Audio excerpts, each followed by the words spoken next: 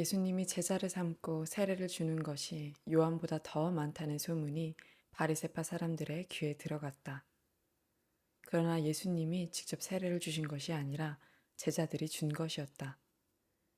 예수님이 이것을 아시고 유대를 떠나 다시 갈릴리로 향해 가셨는데 도중에 사마리아를 지나가셔야만 했다.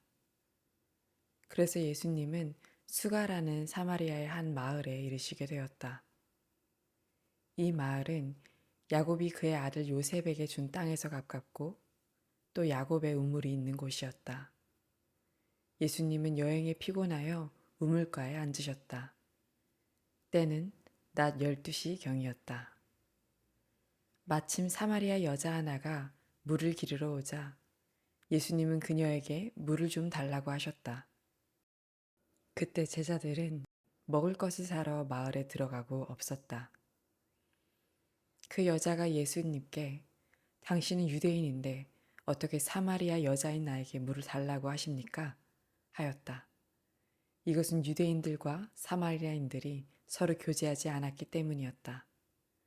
그래서 예수님이 그 여자에게 대답하셨다. 내가 만일 하나님의 선물과 또 물을 좀 달라고 하는 사람이 누군지 알았더라면 내가 그에게 생수를 달라고 했을 것이고 그는 너에게 생수를 주었을 것이다.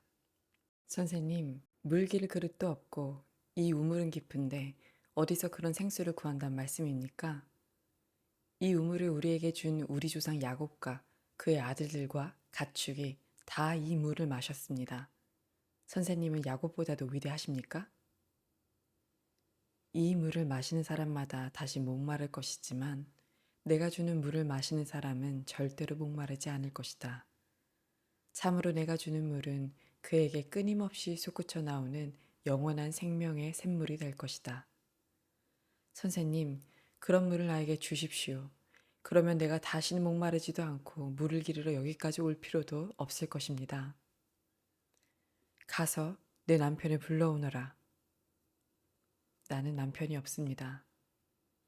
남편이 없다는 내 말이 옳다. 너에게는 남편이 5명이나 있었으나 지금 너와 함께 살고 있는 사람도 사실 내 남편이 아니고 보면 너는 바른 말을 한 것이다. 선생님, 내가 보니 선생님은 예언자십니다. 우리 조상들은 이 산에서 예배를 드렸는데 유대인들은 예루살렘에서 예배를 드려야 한다고 주장합니다. 여자여, 내 말을 믿어라. 이 산이든 예루살렘이든 아버지께 예배드리는 장소가 문제되지 않을 때가 오고 있다. 너희 사마리아 사람들은 알지 못하는 것을 예배하고 우리는 아는 것을 예배한다. 이것은 구원이 유대인에게서 나오기 때문이다. 아버지께 진정으로 예배하는 사람이 영적인 진실한 예배를 드릴 때가 오는데 바로 이때이다. 아버지께서는 이렇게 예배하는 사람을 찾으신다. 하나님은 영이시다. 그래서 예배하는 사람은 영적인 진실한 예배를 드려야 하는 것이다. 그리스도라는 메시아가 오실 줄을 난 알고 있습니다. 그분이 오시면 모든 것을 우리에게 설명해 주실 것입니다.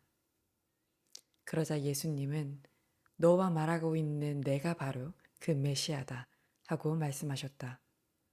바로 그때 제자들이 돌아와 예수님이 여자와 이야기하시는 것을 보고 이상히 여겼으나 예수님이 무엇을 원하시는지 또 왜 그 여자와 말씀하시는지 아무도 묻지 않았다. 그 여자가 물통을 버려두고 마을로 달려가서 사람들에게 다들 와서 좀 보세요. 나의 과거를 죄다 말해준 사람이 있어요. 이분이 그리스도가 아닐까요? 하자 사람들이 마을에서 나와 예수님께 모여들었다. 한편 제자들이 선생님, 좀 잡수십시오 하고 권하자 예수님은 그들에게 내게는 너희가 알지 못하는 양식이 있다 하고 말씀하셨다. 이 말씀을 듣고 제자들은 누가 잡수실 것을 갖다 드렸을까 하고 서로 의아하게 생각하였다. 그러자 예수님은 이렇게 말씀하셨다. 내 양식은 나를 보내신 분의 뜻을 실천하고 그분의 일을 완성하는 것이다. 너희는 아직 넉 달이 더 있어야 추수할 때가 온다고 하지 않느냐. 그러나 내가 너희에게 말한다. 눈을 떠서 들판을 바라보아라. 곡식이 다 익어 추수할 때가 되었다. 이미 추수하는 사람이 삭슬 받고 영원한 생명을 위한 열매를 거둬들이고 있다. 이것은 씨 뿌리는 사람과 거둬들이는 사람이 함께 기뻐하도록 하기 위해서이다. 그러므로 한 사람은 심고 다른 사람은 거둔다. 말이 사실이다. 너희가 수고하지 않은 것을 거두어라고 내가 너희를 보냈다. 다른 사람은 수고하였고 너희는 그들이 수고한 결실을 거두고 있다. 예수님이 자기 과거를 죄다 말씀하셨다고 증거한 그 여자의 말을 듣고 그 마을에 사는 많은 사마리아 사람들이 예수님을 믿었다. 사마리아 사람들이 예수님께 와서 그곳에 머물러 달라고 하므로 예수님은 거기서 이틀을 머무셨다. 예수님의 말씀을 듣고 더 많은 사람들이 믿게 되었다. 그들은 그 여자에게 이제 우리가 믿는 것은 당신의 말 때문이 아니라 우리가 직접 이분의 말씀을 들었고 또 이분이야말로 정말 세상의 구주라는 것을 우리가 알게 되었기 때문이요 하였다. 이틀 후에 예수님은 그곳에서 떠나 갈릴리로 가시면서 예언자가 자기 고향에서는 존경을 받지 못한다 하고 직접 말씀하셨다. 예수님이 갈릴리에 도착하시자 그곳 사람들은 그분을 반갑게 맞아들였다. 이것은 그들이 명절에 예루살렘에 갔다가 거기서 예수님이 하신 모든 일을 직접 보았기 때문이다. 예수님은 전에 물로 포도주를 만드신 갈릴리 가나로 다시 오셨다. 그곳에는 왕의 신하 한 사람이 있었는데 그의 아들이 가버나움에서 앓고 있었다. 그 신하는 예수님이 유대에서 갈릴리로 오셨다는 말을 듣고 예수님을 찾아가 가버나움으로 봐서 다 죽게 된 자기 아들을 살려달라고 애원하였다. 그때 예수님이 그에게 너희가 기적과 신기한 일을 보지 않고는 쉽게 믿지 않을 것이다 하고 말씀하시자 그는 주님께 주님, 제 아이가 죽기 전에 어서 내려와 주십시오 하고 간청하였다. 그래서 예수님은 돌아가거라, 내 아들은 살았다 하고 말씀하셨다. 그 사람은 예수님의 말씀을 믿고 떠났다. 그는 가는 도중에 종들을 만나 아이가 살았다는 말을 듣고 병이 낫기 시작한 때를 물었다.